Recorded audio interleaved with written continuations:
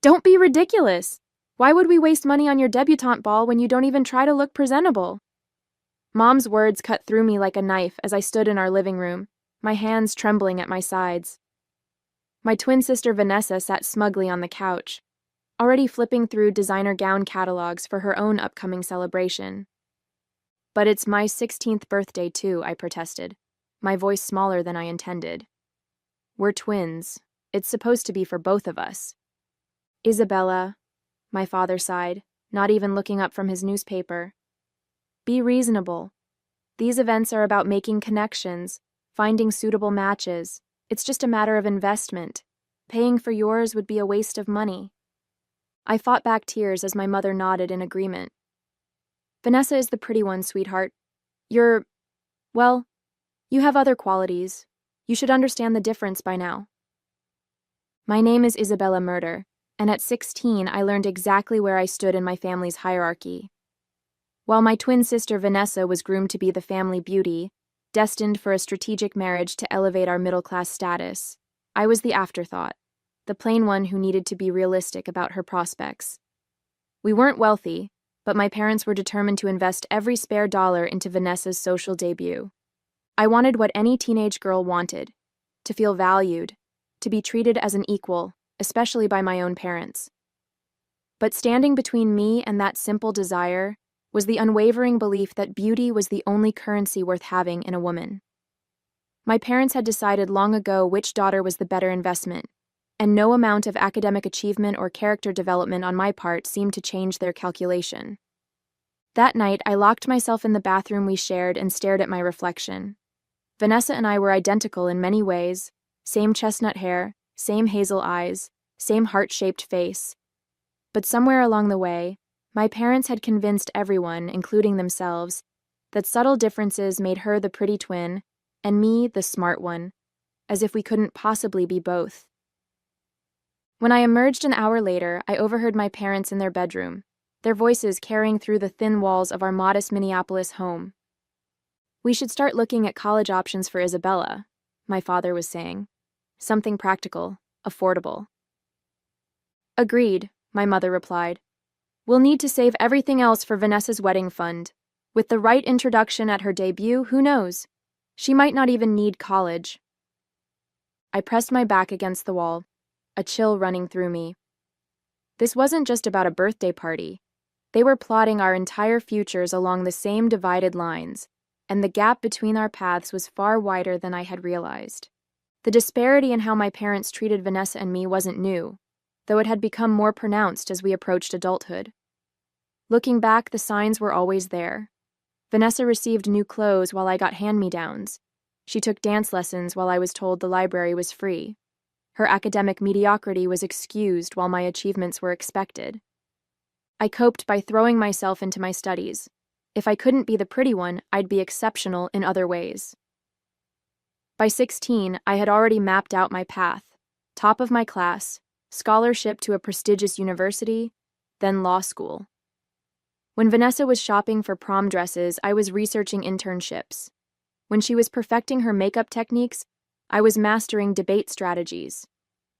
Our parents saw my academic focus as appropriate for someone with my limitations, never realizing it was born from necessity, rather than natural inclination. They didn't see how I stayed awake until midnight studying, how I saved my lunch money to buy used textbooks, or how I volunteered at the local courthouse to build my resume. You're so lucky you don't have to worry about your appearance, Vanessa said once, as if she were complimenting me. Mom and Dad expect me to look perfect all the time. You get to just be yourself. Her words revealed how completely she had bought into their narrative. In her mind, our parents' favoritism was a burden to her, not a privilege. She didn't understand that their investment in her appearance came at the cost of investing in her character or intellect. Despite everything, I didn't resent Vanessa. Not really.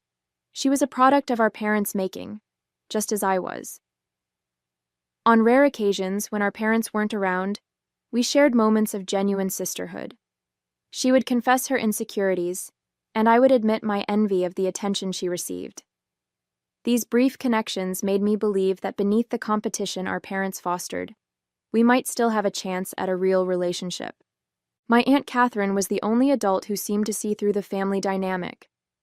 During a rare visit when I was 15, she pulled me aside after witnessing a particularly cutting remark from my mother about my appearance.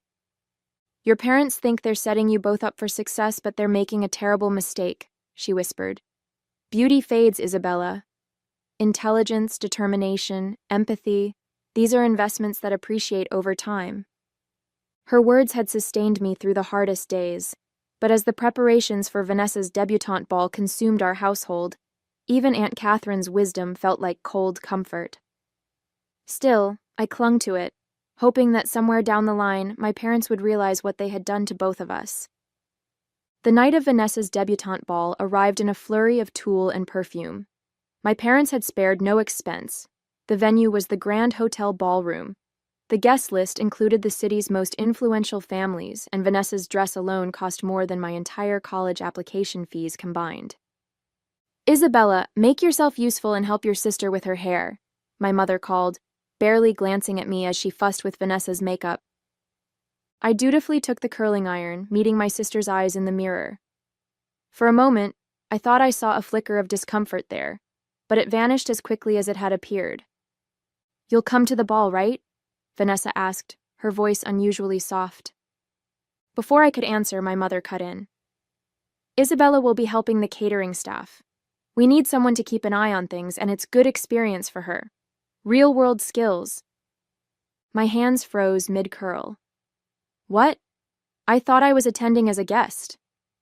Mom's laugh was light and dismissive. "Don't be silly. These events are expensive enough with one daughter participating. Besides, the Hendersons' son will be there. He's Yale-bound, perfect for networking for your college applications." The realization hit me like a physical blow. I wasn't just being denied my own celebration. I was being relegated to the role of servant at my twins. I had accepted not having my own debutante ball, had made peace with wearing a simple dress from the department store rather than a custom gown, had even rehearsed a toast celebrating my sister. But this was humiliation designed to reinforce the hierarchy. "I'm not going to work as a server at my own sister's party," I said, setting down the curling iron. "Don't make a scene," my father warned, appearing in the doorway. "We've already told the catering manager you'll be there. They've adjusted their staffing accordingly." "You did this without even asking me?" "It's not like you had other plans," my mother replied, "and the experience will look good on your resume." I looked to Vanessa for support, but she averted her eyes, suddenly fascinated by her manicure. Her silence was the final betrayal. I left without another word, retreating to my bedroom where I sat on the edge of my bed, trembling with a mixture of anger and hurt. Through the wall, I could hear the continued preparations, the excited chatter, the compliments, the last-minute adjustments.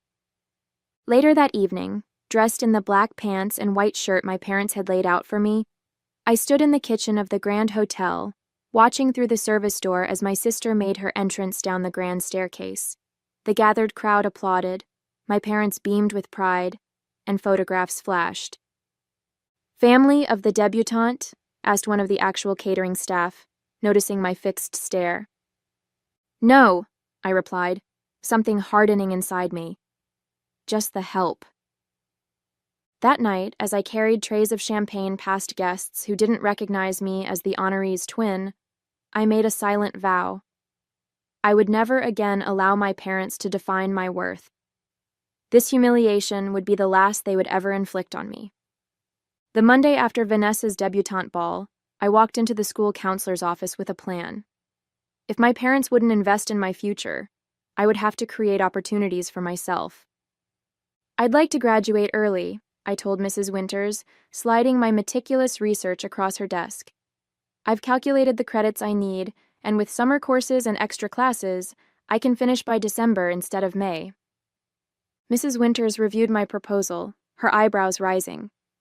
"This is quite ambitious, Isabella. May I ask why?" "The sooner I graduate, the sooner I can start college and become self-sufficient," I replied, the humiliation of the ball still raw. "I've researched scholarship opportunities and early admission programs. I just need your help making it happen." To my relief, Mrs. Winters became my advocate. Within weeks, I was enrolled in additional courses and weekend programs. My days started at dawn and ended long after sunset, but each completed assignment felt like a step toward freedom. My parents, predictably, were less than supportive. "This is unnecessary," my father argued when I explained my new schedule. "You're pushing yourself too hard. No one expects you to compete with your sister's social success." "I'm not competing with Vanessa," I replied evenly. "I'm securing my future." "What future?" "You're 16, my mother scoffed. "Your father and I have already discussed your college options. There's a nice state school that would be perfectly adequate for someone with your practical outlook." "I'm applying to top-tier universities," I stated firmly, "and I'm going to get in." My mother exchanged a look with my father, a mixture of amusement and pity. "With what money, Isabella? Those schools cost a fortune, and we've been clear about our financial priorities." "I'll get scholarships," I said, refusing to back down. "I've already been in contact with several programs." "And if you don't?" my father challenged. "We've allocated our savings for Vanessa's future. You've always been the practical one. Be practical now."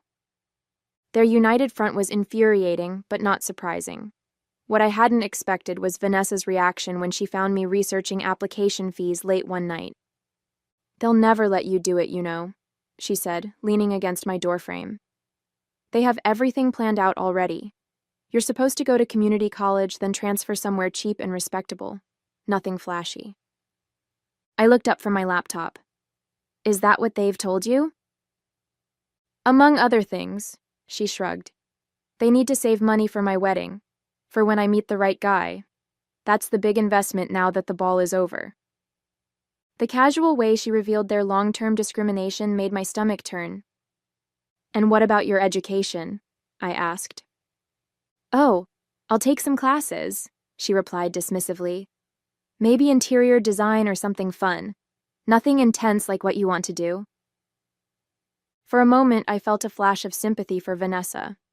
She was as much a prisoner of their expectations as I was, just in a gilded cage rather than a plain one.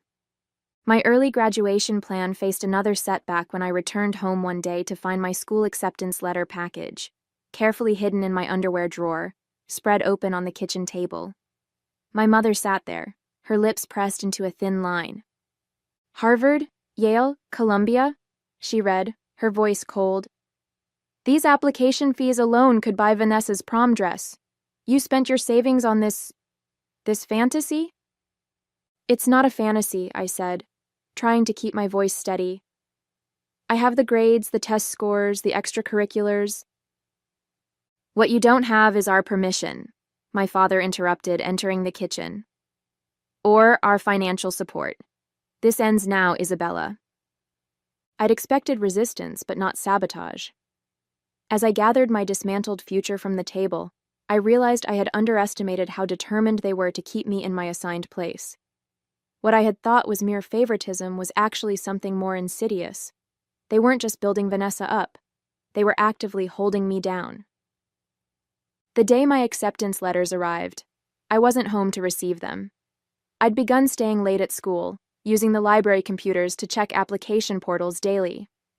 When I saw "Congratulations" on the Harvard portal, I nearly collapsed in the quiet study area.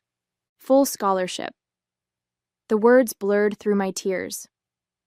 I printed the acceptance letter and tucked it carefully into my backpack, along with similar letters from Yale and Columbia, all with substantial financial aid packages. The validation was overwhelming after years of being told I wasn't worth the investment. I had a decision to make. Part of me wanted to rush home and wave the letters in my parents' faces, proof that their assessment of my worth had been wrong all along, but experience had taught me caution. I needed a plan that wouldn't give them a chance to sabotage me again. That evening, I stopped by Aunt Catherine's apartment. "I knew you could do it," she said, embracing me after reading the letters. "Have you told your parents?" "Not yet," I admitted. "I'm afraid they'll find a way to stop me." She nodded, understanding immediately. "You're 18 now, Isabella. Legally, they can't prevent you from going." "But they control all my documents. Birth certificate, social security card, everything I'd need to register. Aunt Catherine's expression shifted. Actually, they don't. She disappeared into her bedroom and returned with a sealed envelope. After the debutante ball incident, I prepared for this day. I've spent the last 2 years obtaining duplicates of all your essential documents. I stared at her, stunned. How did you... I'm still your legal guardian on paper, she explained. Your parents named me as backup when you girls were born, and they never changed it. I didn't tell you because I didn't want to give you false hope, but I've also been saving for you. She handed me a bank statement showing an account in my name with nearly $25,000. It's not enough for full tuition, but with your scholarships, it's more than enough, I whispered, my hands trembling. Aunt Catherine, I don't know how to thank you. Just excel, she said simply. That's all the thanks I need. As I left her apartment, clutching the envelope of documents and the account information, I felt lighter than I had in years. For the first time, my future was truly in my hands. But the universe wasn't done with surprises. When I arrived home, I found Vanessa sitting alone in the dark living room. Where have you been? She asked, her voice strangely flat. At the library, I replied automatically. She held up 3 envelopes, my college acceptance letters. The physical copies had arrived while I was out. These came today, she said. I intercepted them before Mom and Dad got home. My heart sank. Vanessa, please. Harvard, Yale, Columbia, she read, her voice breaking slightly. All with scholarships, full ride at Harvard. I reached for the letters, but she pulled them back. Did you know, she continued, that I applied to colleges too? State schools, nothing fancy. I got in, but when I told Mom and Dad, they said it wasn't part of the plan. That the money was better spent on my social connections than on unnecessary education. I stared at her, struggling to process this revelation. You wanted to go to college? Of course I did, she snapped, tears welling in her eyes. Do you think I enjoy being treated like some prize heifer being groomed for market, having my entire worth tied to whether I can attract a wealthy husband? The realization hit me like a tidal wave. All these years, I'd thought Vanessa was their willing accomplice in my marginalization. I'd never considered that she might be trapped in her own way, crushed under the weight of different but equally damaging expectations. I didn't know, I said quietly. No, you didn't, she replied, wiping her eyes. Just like I never knew you were applying to Ivy League schools. They've kept us so focused on competing with each other that we never saw how they were controlling us both. She handed me the acceptance letters. Here, take these and go. One of us should escape at least. 2 months later, with graduation behind me and summer fading into autumn, I was preparing to leave for Harvard. My parents had moved from outright opposition to grudging acknowledgement, though they maintained that I was making a mistake. Liberal arts is a waste, my father reminded me over dinner. You should have at least chosen something practical like accounting. I'm majoring in political science with a pre-law track, I replied for the 10th time, and I have a full scholarship. It's hardly a waste. We'll see, my mother said with a tight smile. When Vanessa is settled with a good husband, you might regret all this independence. Vanessa, who had been pushing food around her plate, looked up sharply. Can we not talk about my hypothetical husband for one meal? Isabella's about to leave for Harvard. Harvard. Our parents exchanged looks but said nothing more. Since our late-night conversation, Vanessa and I had formed a fragile alliance. She had helped me pack in secret, storing boxes at Aunt Catherine's until I was ready to leave. In return, I'd been researching how she might pursue education later, perhaps after she turned 21, and had more legal control over her life. The night before my departure, as I finished packing my remaining belongings, my father knocked on my bedroom door. We need to discuss finances, he said, sitting on the edge of my bed without invitation. My scholarship covers tuition, room, and board, I replied warily. Aunt Catherine's helping with books and living expenses. Yes, well, about that, he began, his expression shifting to the one he used for serious financial discussions. Your mother and I have been thinking, now that you're going to this fancy school, you'll have connections to important people. It would be good for you to maintain ties with the family. I waited, sensing the real purpose of this conversation approaching. We've invested a lot in you over the years, he continued. Your upbringing, your education through high school. It's only fair that once you're established, you help support the family in return, especially your sister. I stared at him, incredulous. Are you asking me to pay you back for raising me? Not immediately, he clarified, as if that made it better. But down the line, when you're working as a lawyer, we expect you to contribute. Family helps family. The audacity was breathtaking. After years of telling me I wasn't worth investing in, they were now trying to stake a claim on my future earnings. I'll think about it, I said neutrally, unwilling to spark a fight the night before my departure. My father seemed satisfied with this non-commitment and left me to my packing. As soon as he was gone, I texted Vanessa. Need to talk. Meet at Catherine's tomorrow before I leave. The next morning, I loaded my belongings into Aunt Catherine's car. My parents watched from the porch, their expressions a mixture of resentment and something that might have been pride had they allowed themselves to feel it. Remember what we discussed, my father said as I prepared to leave. I will, I replied, the words deliberately ambiguous. At Aunt Catherine's apartment, Vanessa was waiting. Her eyes were red-rimmed, but she smiled when she saw me. Ready for your grand escape? She asked, helping me with the last of my bags. Almost, I said. But first, I need to tell you something. I explained my father's visit, his expectation that I would financially support the family, particularly her, once I became successful. They're already planning how to use you to control me, I finished. Vanessa's face hardened. They never stop, do they? No, I agreed, but we can. I outlined my plan, a way for both of us to break free. I would go to Harvard as planned, but I would also help Vanessa apply for late admission to a college near me. With Aunt Catherine's assistance, we could get her out from under our parents' influence as well. They'll cut me off completely, Vanessa warned. Let them, I replied. Between my scholarship, Aunt Catherine's savings, and part-time jobs, we can make it work. We'll be free. Vanessa hesitated, years of conditioning visible in her uncertainty. What if I'm not smart enough? What if I can't make it on my own? You can, I assured her, and you won't be on your own. We'll be together, equals at last. As we finalized our plan, a complication arose that we hadn't anticipated. My phone buzzed with a text from my mother. Your father and I are coming to Boston with you. We've booked a hotel for the week. We want to see where our investment is going. I showed the message to Vanessa and Aunt Catherine. They're going to try to establish a foothold, Aunt Catherine warned. Make connections at Harvard, ingratiate themselves with your professors and classmates. They'll turn your achievement into their social currency.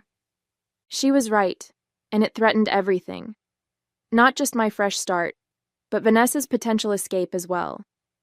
The moment called for decisive action, but with my departure just hours away, our carefully constructed plan seemed suddenly fragile, teetering on the edge of collapse. 10 years passed in a blur of achievement and growth. I graduated from Harvard with honors, completed law school at Columbia, and secured a position at Preston and Associates, one of Minneapolis's most prestigious law firms. At 36, I had made partner, the youngest in the firm's history. Vanessa's path had been rockier. Despite our plans, she had ultimately stayed behind, swayed by our parents' emotional manipulation and promises that they would support her educational aspirations when the time was right. That time never came. Instead, she entered a series of relationships with men our parents deemed promising, each ending in disappointment. Now she was a single mother of 2 children from different fathers, living in our parents' basement. her potential buried under the weight of their expectations. We had maintained sporadic contact over the years, mainly regarding the children, James, 7, and Evelyn, 4, whom I adored despite the distance our parents had fostered between us. From Vanessa's increasingly desperate messages, I knew things at home had deteriorated. Our father had taken early retirement due to health issues, and their financial situation was precarious. I wasn't surprised when my assistant announced unexpected visitors one Tuesday afternoon. Mr. and Mrs. Murder are here to see you. They don't have an appointment, but they insist it's urgent. I took a deep breath, straightened my designer suit, and nodded. Send them in. They entered my corner office with the tentative steps of people in unfamiliar territory. My mother's carefully applied makeup couldn't hide the stress lines around her eyes. My father, once imposing, now leaned heavily on a cane, his confidence diminished with his health. Isabella, my mother began, attempting warmth. You look successful. I am, I confirmed, not offering them seats. What brings you here after all this time? My father cleared his throat. We need your help. The medical bills, the mortgage. We're facing bankruptcy. Vanessa can't work with the children, and we thought, given your position now. I studied them for a long moment, memories of their countless rejections, from the debutante ball to their dismissal of my academic achievements, flooding back with crystal clarity. I don't think so, I replied calmly. You know, it's just a matter of investment. It would be a waste of money. The color drained from my mother's face as her own words returned to haunt her. My father's hands trembled on his cane. That was different, he protested weakly. We were trying to be realistic about your prospects. And I'm being realistic about yours, I replied. You made it clear that family is about investment, not unconditional support. By your own metric, you're a poor investment now. But Vanessa and the children, my mother pleaded. Surely you don't want them to suffer. I moved to the window, looking out at the Minneapolis skyline. That's interesting. You never worried about my suffering. A heavy silence filled the office. 20 years of disparate treatment hung between us, undeniable in its impact. I turned back to face them. While you were spending thousands on Vanessa's gowns and cosmetic procedures, I was investing in my education. While you were parading her before potential husbands, I was building a career. The difference is that my investments yielded returns, and yours didn't. My father's shoulders slumped. We made mistakes, he admitted. But we're still your parents. Biology doesn't entitle you to the fruits of my labor, I said evenly. Especially when you actively tried to prevent me from achieving success. I walked to my desk and pressed the intercom. Patricia, please bring in the documents I prepared earlier. My assistant entered with a folder, which I took and opened deliberately. I won't be giving you money directly, I announced. Instead, I've established educational trust funds for James and Evelyn. I've also arranged for Vanessa to receive vocational training if she chooses. The children will have security and Vanessa will have opportunity, the one thing you never truly gave either of us. I handed them the documents. True parenting means developing a child's character and abilities, not just exploiting their appearance or achievements for your benefit. You failed us both, just in different ways. As they left my office, visibly shaken, I felt no triumph, only the quiet satisfaction of having finally broken the cycle. Through the window, I watched them shuffle to their modest car, their dreams of financial rescue shattered. Later that evening, I called Vanessa. They came to see you, didn't they? She asked immediately. Yes, I confirmed. I didn't give them what they wanted, but I've made arrangements for you and the children. Real opportunities, not empty promises. There was a long pause before she replied, her voice thick with emotion. Thank you for not forgetting about us. About me. Never, I promised. We were both their daughters, even if they couldn't see our equal worth. As we talked into the night, rebuilding the bridge between us, I understood that the real investment had been the one I made in myself, Not just financially, but in preserving my integrity and compassion despite everything. That was a return no balance sheet could ever quantify.